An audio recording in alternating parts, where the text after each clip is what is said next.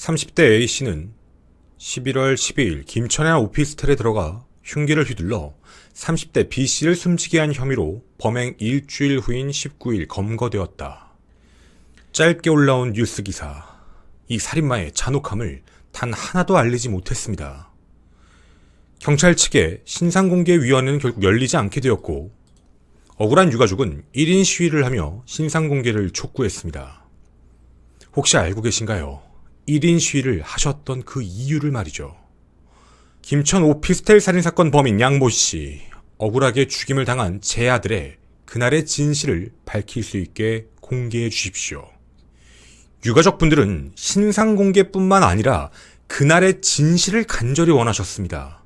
도무지 이해할 수 없는 상황들의 연속으로 절망과 좌절은 계속되고 있습니다. 단순 살인사건처럼 보도되었지만 진실에 다가갈수록 더더욱 비상식적이고 더더욱 잔혹하기에 정말 사람이 이런 일을 벌일 수 있는 것인가라는 충격만을 남기게 되었습니다. 언론을 통해 공개된 사건 당일의 CCTV입니다. 검은색 모자를 쓰고 병원으로 들어가는 남성, 바로 살인마 양씨였습니다. 피해자를 살해하는 과정에서 다친 손을 보이며 피해자의 신분증으로 진료 접수를 하는 양씨. 응급치료를 받고 오른손에 붕대를 감고 나와 결제한 카드 또한 피해자의 카드였습니다. 어떠한 죄책감이라고는 찾아볼 수 없을 만큼의 태어남은 그 이후에 CCTV에서도 포착이 됩니다. 피해자의 카드로 피해자인 척 행세하며 편의점에 들러 물건을 구입하는 모습까지. 심지어 피해자의 현금카드 잔액이 바닥나자 살해한 피해자의 지문을 이용해 6천만 원 간편대출까지 받아 택시, 편의점, 모텔 등 결제를 하고 다녔습니다. 경찰의 신상공개는 그냥 패스. 그리고 결국 검찰로 넘어가 버린 사건. 대구지방검찰청 심의위원회가 열리게 되었습니다. 담당 검사님께서는 피해자 부검 전 사체 검안을 위해 직접 영안실로 찾아오셨고 직접 위원회에 참석하실 만큼 열의를 가진 분이셨습니다. 마음이 많이 아프셨던 유가족분들, 검사님의 이 노력에 감사함의 눈물을 흘리셨습니다. 그렇게 12월 12일 그 살인마의 신상이 공개되었습니다. 여러분께 처음으로 제대로 전하겠습니다. 1993년 2월생, 나이 31세, 이름 양정열이었습니다. 김원 사건 파일, 소름 끼치도록 치밀한 살인 계획, 살인마 양정열 편입니다. 네, 안녕하십니까. 김원입니다. 2024년 12월 신상 공개된 김천 오피스텔 살인사건의 범인 양정열. 처음 사건을 제보받고 충격적이었습니다. 하나, 일면식도 없는 피해자를 끔찍하게 살해했다. 둘, 사건 발생 전부터 피해자의 오피스텔 주변을 배회했다. 셋, 살인 범행 이후에도요, 김천 지역을 벗어나질 않았다.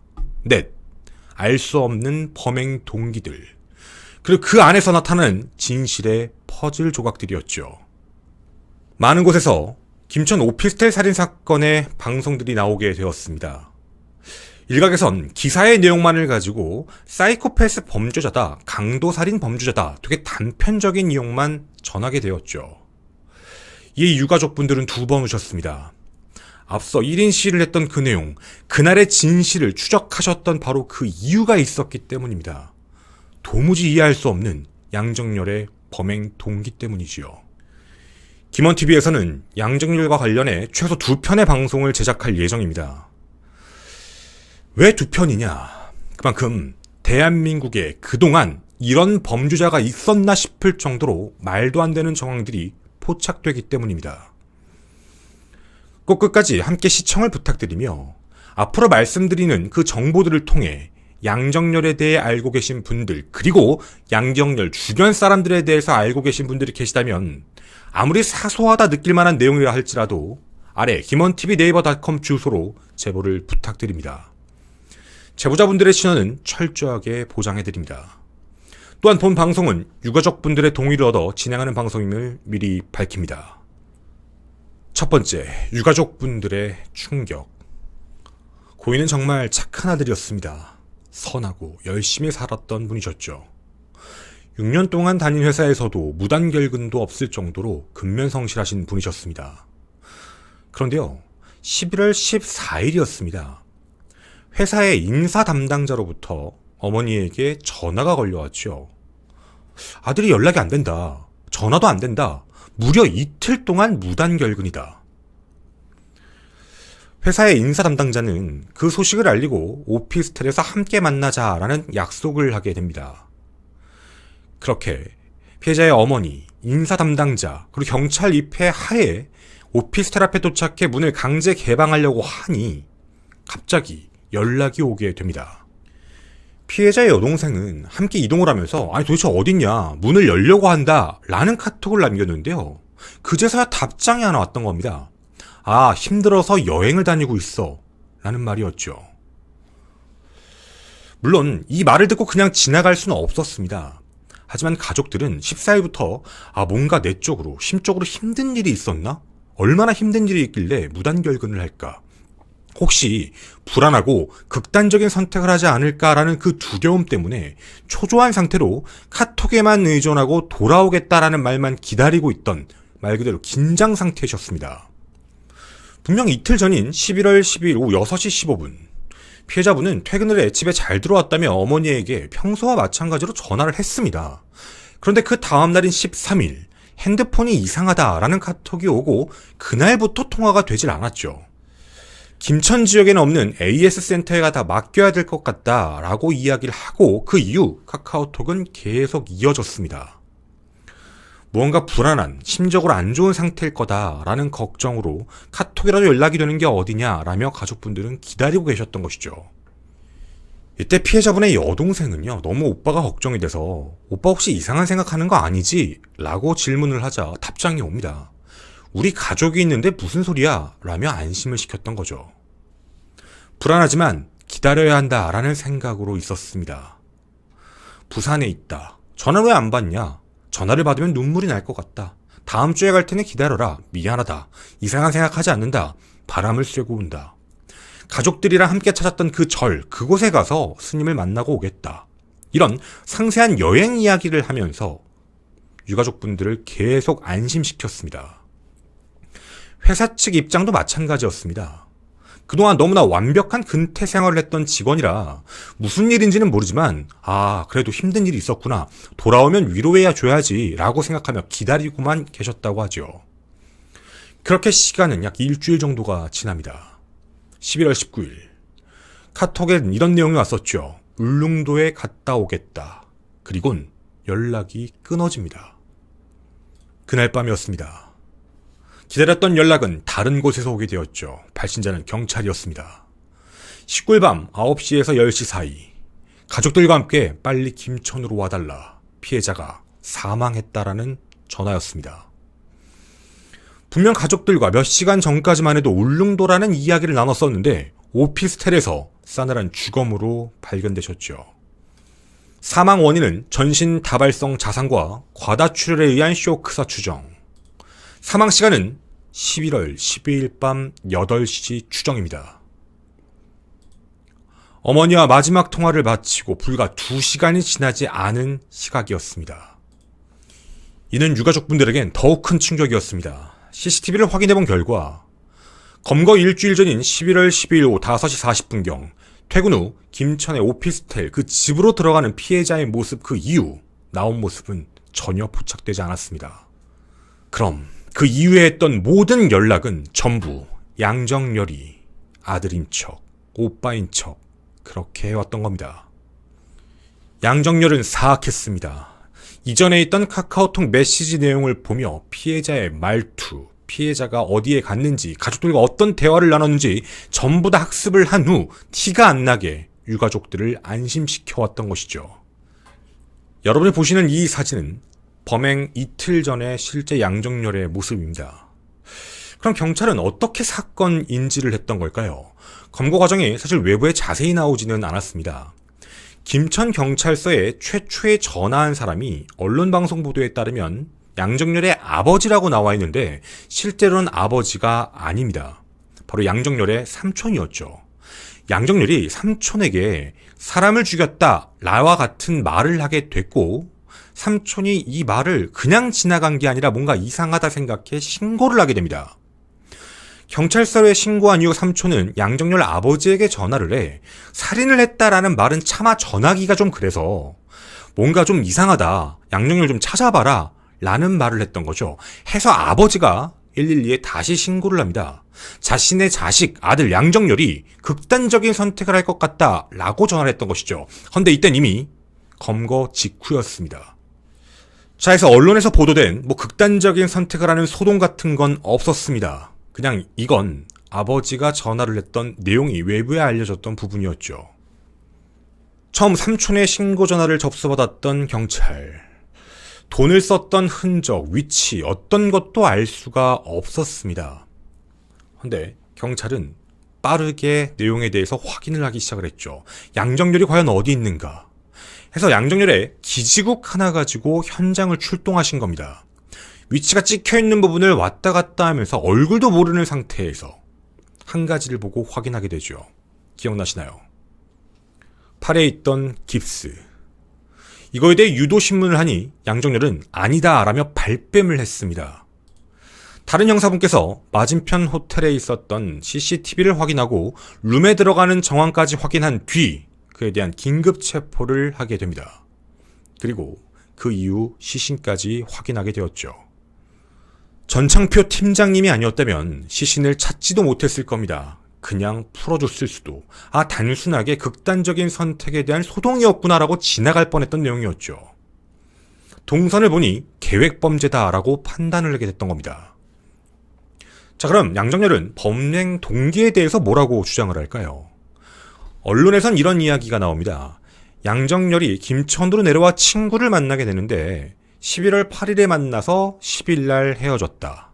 실제 지인은요, 김천에서 떠났다라고 생각을 했다고 합니다. 근데 경찰서에서 연락을 받고 깜짝 놀랐던 거였죠. 가지 않고 끔찍한 살인범행을 저질렀다라는 문제였습니다.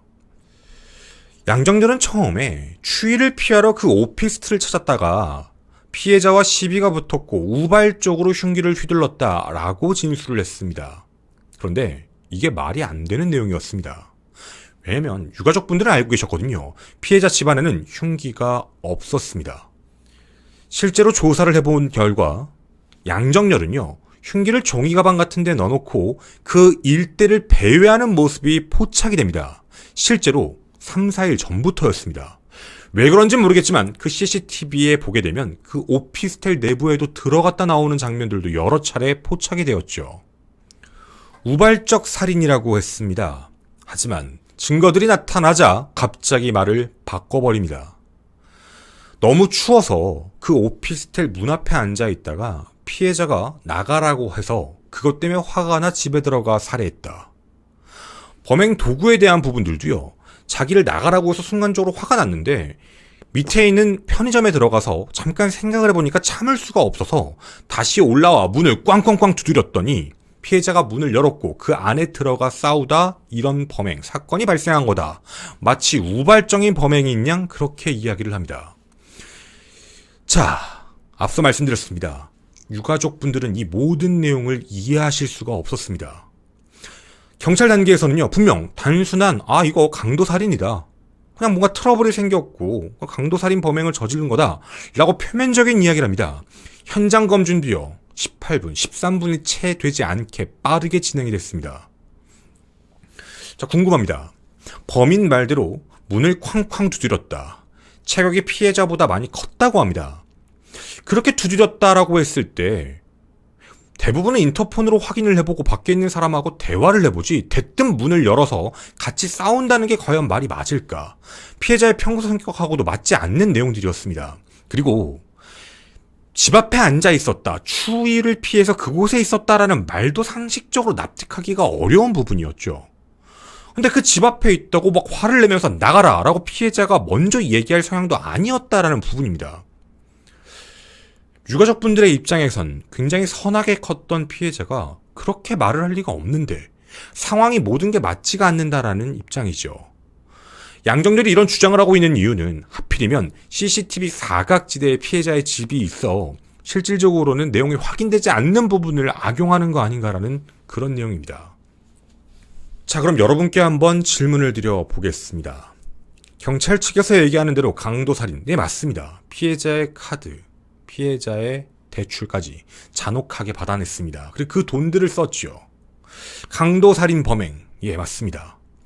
근데 내용을 좀 자세히 살펴보면 좀 이상하다라는 부분이 생각이 드실 겁니다. 우선 첫 번째, 3, 4일 전부터 그 오피스텔 주변을 계속 배회했다. 자기가 강도살인 범행을 저지르기 위해 누군가를 타겟, 노리고 있었구나라고 보통 생각이 드실 겁니다. 자, 그럼 보통 강도 범행을 저질러야 되겠다라고 생각을 한 범인의 입장이라면 범인은 어떤 사람을 찾으려고 노력을 할까요? 첫째, 자기보다는 약해 보이는 사람. 남성의 거구의 체격이었던 양정렬은 피해자를 여성으로 타깃을 삼거나 혹은 뭔가 겉으로 보기에 부유해 보이는 사람을 노릴 가능성이 높아 보입니다. 하지만 겉으로 봤을 때 이 사람이 분명 돈이 많을 것이다 라고 판단하는 거 쉽지 않겠죠. 피해자분에게서 혹은 다른 사람들에게서 이런 걸 느낄 수 있는 방법, 집 안 내부를 할 수 없다면 겉모습이나 혹은 자동차 같은 게 있을 수 있을 것 같습니다. 그런데 피해자분은 실제 차량은 갖고 계시지만 오피스텔에 주차해 놓지 않으셨습니다. 차량을 타고 왔다 갔다 하지 않으셨죠. 그리고 그 차량과 양정렬이 마주한 적도 없습니다. 그럼 양정렬은 그냥 무작위로 강도범행을 저지를 건데 피해자를 찍은 걸까요? 이것도 사실 좀 납득하기는 어렵습니다. 그리고 집 앞에 있던 상태에서 대뜸 피해자가 먼저 화를 냈고 그거에 대해 생각해보니까 화가 나서 문을 두드려 그 안에 들어가 우발적으로 살인을 저질렀다. 계속해서 거짓말을 하고 있는 양정렬의 진술에 대한 신빙성은 분명 떨어집니다. 도리어 그 집에 들어가야만 하는 이유가 있지 않았을까라는 의심이 드는 대목들이었죠. 그리고 마지막이었습니다. 12일 사건 범행 그리고요 19일 검거 무려 일주일 동안 강도살인 범인이었다면 장소를 떠났어야 합니다. 이미 그 전에 대출까지 받았던 상태지요. 헌데 이상하게도 양정렬은 김천 지역에 머물러 있다 검거되었습니다. 자, 이런 모든 부분들을 종합해보면 유가족분들 입장에선 절대로 범행 동기를 납득할 수 없다라는 입장이셨죠. 저희 또한 궁금했습니다. 많은 인터넷 방송, 유튜브에 올라와 있는 내용들을 쭉 확인해봤는데 인터넷에 나와 있는 기사 내용을 토대로 그냥 사이코패스 범죄자다라는 식의 이야기들이 많이 있었습니다. 실제로 경찰 조사 발표에 따르면 양정렬이 엄청난 빚을 지고 있었다. 돈이 없으니까 이런 범행을 저질렀고 되게 어설프게 이런 식으로 저지른 것 같다라는 추측성 의견들도 굉장히 많았죠. 근데요, 저희는 그 진실에 조금씩 가까워지기 시작했습니다. 그 누구도 상상도 할 수 없는 범행 동기가 숨어 있었다라는 부분이었죠. 유가족분들과 협의를 했습니다. 이 내용을 과연 지금 현재 경찰과 검찰이 알고 있을까라는 궁금증입니다.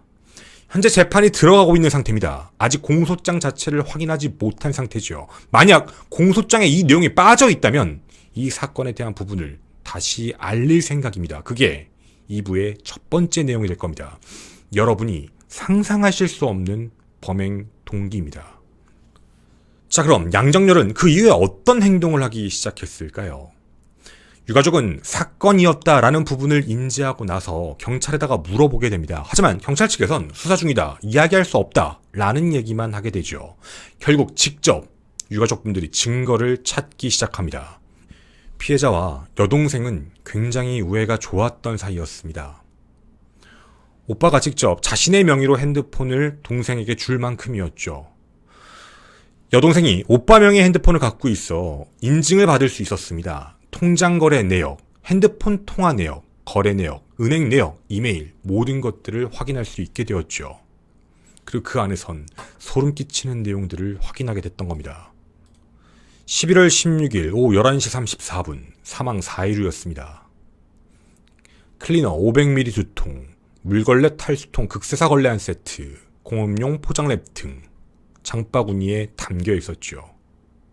구매는 하지 않았습니다. 실제로 범행에 사용했던 랩 청테이프는요, 양정렬이 본인 아이디로 직접 구매해 그 오피스텔로 배송을 받아 시신을 상체 부분, 하체 부분 따로 랩으로 감싸 놓은 상태였습니다. 언론 보도에 따르면 응급수술을 받고 7만 1,000원가량을 이제 피해자의 카드로 제출했다라고 얘기가 되어 있습니다. 헌데 알려지지 않은 사실이 더 있습니다. 그 뒤에 병원비 더 있습니다. 양정열이요. 검거 직전까지 여러 차례 병원 갔습니다. 전부 피해자의 카드로 결제했습니다. 범행 이후 오피스텔, 편의점, 모텔, PC방 이런 동선들만 있었죠.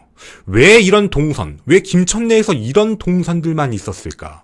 하나, 보통 다 예상하고 계신 사체 처리에 대한 시간, 그 부분이지 않을까라는 거 하나. 그리고 두 번째, 양정열 범행 동기와 관련이 있었던 문제. 이 부분들도 연관이 되었습니다. 그럼 이런 생각이 드실 수도 있습니다. 아니, 조금이라도 양정열과 피해자 사이에 어떤 관계가 있는 것 아니냐. 단언컨대 말씀드립니다. 만난 적도 없고요. 아는 사이도 아닙니다. 다리 건너서도 알지 못합니다. 얼굴을 전혀 모르는 사람을 잔혹하게 살해한 것이죠. 저희는 지금은 공개할 수 없는 당시 CCTV 내용도 확인을 했습니다. 양정열은요, 범행을 저지르고 난 직후 엘리베이터를 타는 장면이 확인이 됩니다. 근데 양정열이 진짜 표정 태연하게 거울을 보고 있는 모습이 있었죠. 그리고요, 이상할 정도로 양정열은 엄청나게 많은 카카오톡 메시지를 보내는 모습이 보입니다. 그 전에 사건 범행 현장을 계속 배회할 때도, 그리고 범행을 저지르기 전 엘리베이터를 탈 때도, 범행을 저지르고 나서 밖으로 나가 그 이후 병원에 가 응급치료를 받을 때까지도 이상할 정도로 핸드폰을 놓지 않았죠. 누군가와 연락을 하고 있었다라는 겁니다. 자, 저희가 이 방송을 찍는 이유 첫 번째입니다. 양정열과 연락을 하고 있었던 사람, 저희는 지금 현재 그 사람의 신원을 찾고 있습니다. 1993년 2월생인 양정열보다는 나이가 어리신 분입니다. 그리고 내연관계, 정확히는 여자친구 관계입니다. 언론 보도에는 친구가 아예 없다라고 나오게 되었는데요. 실제로 양정열은 게임에 많이 중독되어 있었습니다. 과거 어둠의 전설이라는 게임을 같이 했던 분들, 그리고 그 이후 로스트 아크라는 게임까지 함께 하신 분들, 양정열의 여자친구 한모 씨에 대해서 알고 계실 가능성이 높습니다. 한모 씨는 현재 유부녀이며 아이가 둘이 있고 부산 지역에서 간호사 혹은 간호조무사의 일을 하고 있습니다. 저희가 알려드릴 수 있는 정보는 여기까지입니다. 이 한모 씨에 대해서 알고 계신 분들의 연락을 기다리고 있습니다. 자, 이처럼 양정열은요, 당시에도 자신의 여자친구와 연락을 계속하고 있었던 것으로 확인이 됩니다. 그리고 병원에 가서 치료를 피해자의 카드로 받고 그 이후에도 김천 지역을 떠나지 않은 상태였죠. 현재 이 여자친구는 양정열의 접견 신청을 엄청나게 해놓은 것으로 알고 있습니다. 혹시 주변에 꼭 아는 분들이 계시다면 연락 진심으로 부탁드립니다. 제보자의 신원 확실하게 보호하도록 하겠습니다. 앞서 말씀드린 대로요, 온라인 게임 모임 이런 데 자주 있었다라고 합니다. 실제로 양정열은요, 자신의 아버지가 굉장히 위독하다, 중환자실에 있다, 이런 이야기까지 하며 굉장히 불쌍한 사람인 양 누군가에겐 그런 행세를 했고, 온라인 친구들한테는, 온라인 게임에 있는 사람한테는 허세도 많이 부리고 굉장히 이런 모습, 집안 얘기도 아예 하지 않았던 그런 모습이었죠. 실제로 로스트아크 게임에서 아는 사람의 아이템을 훔쳐 판 혐의로 고발까지 된 상태였습니다. 양정열의 빚 약 6천만 원 이상. 주변 사람들에게도 분명히 돈을 빌렸습니다. 헌데 범행을 저지르고 피해자에게서 대출을 받고 난 이후 그 돈을 갚았습니다. 그리곤 잠수를 탔죠. 그렇게 살인마의 얼굴로 사람들에게 나타나게 됐던 겁니다. 유가족분들의 이야기를 잠시 전하도록 하겠습니다. 핸드폰 수리를 맡겨야 한다는 밑밥을 깔고 머리 식히며 여기저기 다닌다는 말로 가족들에게 카카오톡으로 피해자인 척 유기를 연계하던 그 악랄한 놈을 잡고서야 3하고 7일 동안 자신이 살던 오피스텔에 방치되어 있었다던 아이의 소식을 마주해야 했습니다.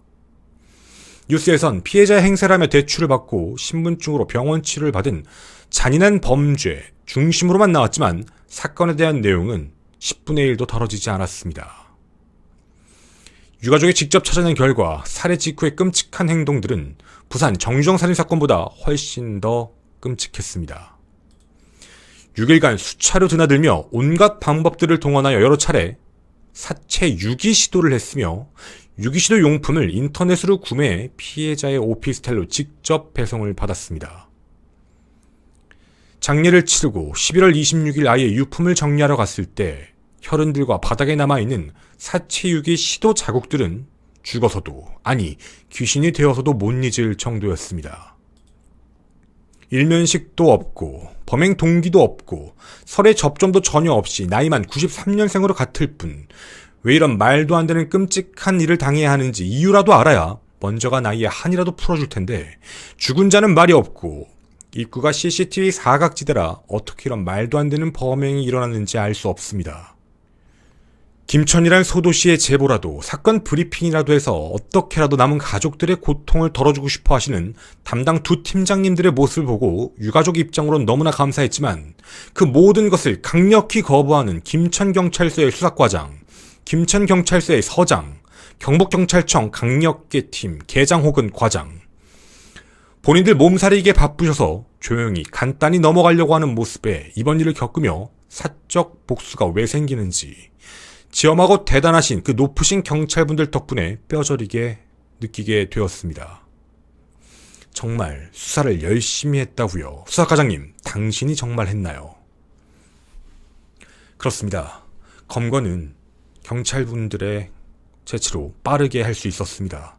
하지만 그 뒤에 모든 내용들은 단순하게 처리가 됐습니다. 강도살인, 범인 나왔고 그냥 송치. 19일에 검거된 양정렬은 28일 검찰에 송치가 되었죠. 의문투성이, 실수투성이, 허점투성이었습니다. 유가족분들이 답답함을 느끼시는 이유가 바로 이 내용이었죠. 윗선에서 그렇게 처리한 사건 내용은 그냥 단순한 자기가 돈이 너무 없어서 경제적인 이유 때문에 저지른 강도 살인 범죄. 하지만 그 내면은 분명 아니다라는 겁니다. 유가족분들이 직접 발로 뛰어 증거를 찾아내고 동선을 확인하고 CCTV를 확보해야만 했습니다.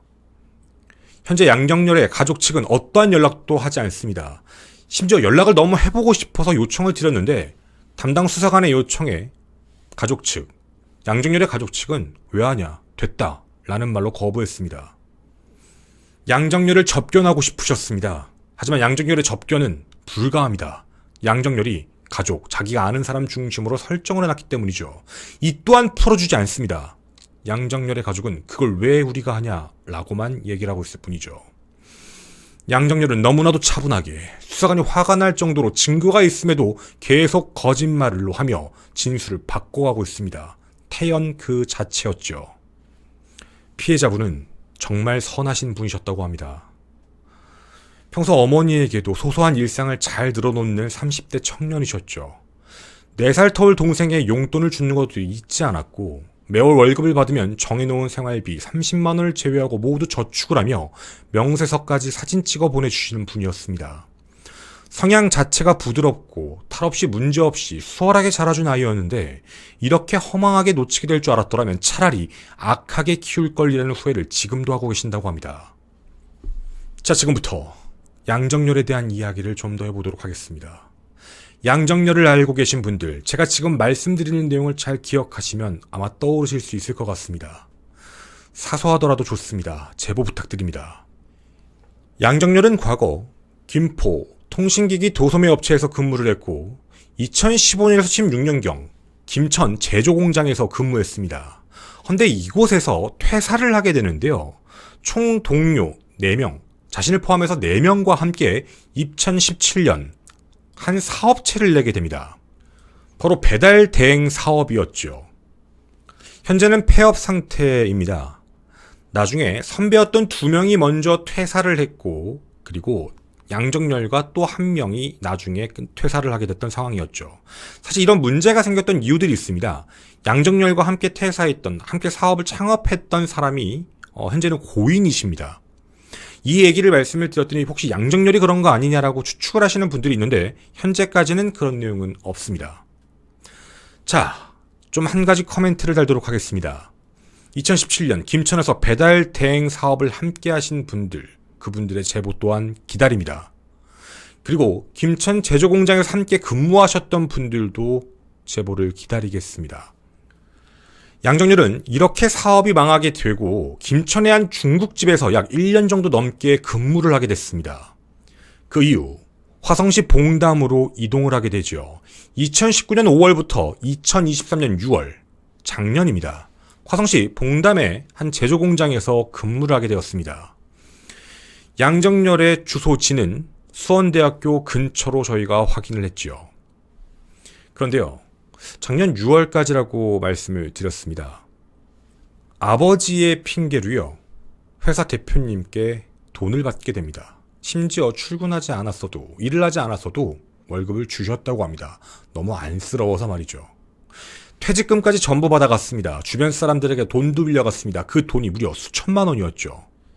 실제로 그 회사의 대표님은요, 양정열이 안쓰러워서 회사 차까지 쓸 수 있게 해주셨다고 합니다. 그 차, 그 원룸에 그대로 두었죠. 그렇게 오래 했습니다. 11월 6일 경기도 화성 그 봉담읍에 있는 자신의 주거지에 있었던 건 확인이 됩니다. 그리고 11월 7일 연락도 없이 김천에서 알고 지냈던 지인을 찾아온 양정열. 이들은 만나게 됩니다. 그리고 10일날 헤어지게 되었고, 당연히 지인은 김천을 떠난 것으로 알고 있다가 19일 검거 소식을 듣게 되었죠. 10일 이후 10, 11, 12 양정열은 끔찍한 범행을 저지를 준비를 하고 있었던 겁니다. 끝으로 유가족분들은 이런 이야기를 전해주셨습니다. 안타까운 아이의 죽음을 밝힐 수 있게 힘을 보태주십시오. 저희 아이의 이야기가 널리 알려져 범인 양정열이 왜 이런 짓을 벌인 것인지 진실을 알릴 수 있게 도와주십시오. 이유도 모르고 죽임을 당한 젊은 청년의 인생을 안타깝게 여겨 범인 양정열이 보통의 살인자로 분류되지 않을 수 있도록 도와주십시오. 제보, 공유, 많은 관심을 부탁드립니다. 끝으로 열흘 동안 전창표 팀장님과 송영길 팀장님, 수사팀 형사님 총 14분께 진심으로 감사드립니다. 윗선의 잘못을 언급해서 이분들에게 피해갈까 두렵다라는 말씀도 남겨주셨습니다. 전 오늘 양정열의 끔찍한 범행에 대한 이야기를 전해드렸습니다. 언론 보도에 나와 있는 잘못된 부분을 짚어드렸죠. 그리고 2부에 대한 이야기도 언급을 해드렸습니다. 우선 양정열을 알고 계신 분들의 더 많은 제보가 필요하다는 점, 그리고 양정열의 여자친구에 대한 제보가 필요하다는 점, 그리고 끝으로 양정열의 범행 동기에 대한 문제, 그 진실의 문은요 점점 가까워지고 있습니다. 저조차도 상상도 할 수 없었던 내용이었죠. 정말 듣고 기겁했습니다. 왜 공개 안 하냐라고 말씀하실 수도 있을 것 같습니다. 혹시 기억하시나요? 과거 이은혜 사건 때 제보자의 내용 저희는 1년 4개월간 가지고 있었습니다. 바로 재판에 어떠한 피해를 끼치지 않기 위한, 수사에 방해를 끼치지 않기 위함이었죠. 현재 이 사건 아직 공판이 시작되지 않았습니다. 곧 공판이 시작될 것이고 검찰이 어느 정도 인지하고 있는지를 확인해야만 합니다. 그래서 저희는 기다리는 입장입니다. 머지않은 시간에 여러분에게 그 끔찍하고 잔혹한 이야기들, 그리고 수많은 제보들을 함께 해서 저희는 재판부에, 검찰에 제출토록 하겠습니다. 감히 단언컨대 말씀드립니다. 양정열은요, 정말 극악무도하고 지금까지 본 적도 없는 말도 안 되는 살인마입니다. 꼭 널리 알려주시길 진심으로 부탁드립니다. 감사합니다.